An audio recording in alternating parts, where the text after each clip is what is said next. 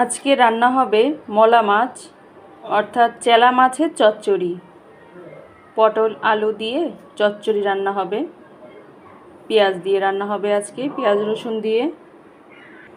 এবার আমি হলুদ লবণ মাখিয়ে নিলাম, এখন আমি তেলে ভেজে নিব মাছগুলো।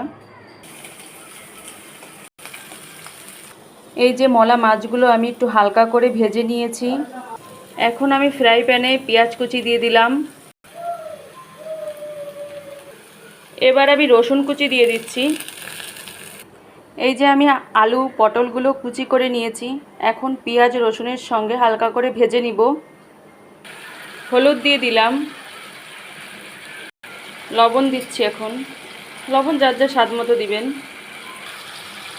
আমি এখানে হাফ চামচেরও কম হলুদ দিয়েছি। এখানে আমি হাফ চামচ আদা বাটা দিয়ে দিলাম, হাফ চামচ জিরা আর ধনিয়ার গুঁড়া দিয়ে দিলাম, হাফ চামচ লাল মরিচের গুঁড়া দিয়ে দিলাম।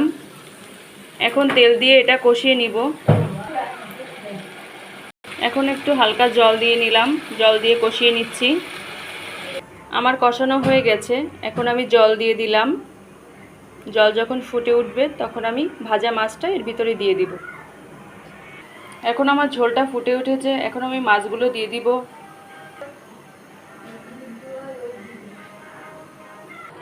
এবার আমার রান্না হয়ে এসেছে, এখন আমি ধনিয়া পাতা কুচি করে ছড়িয়ে দিলাম। এবার আমার রান্না শেষ, এবার আমি নামিয়ে নিব। এভাবে রান্না করে দেখবেন, হয়তো ভালো লাগবে।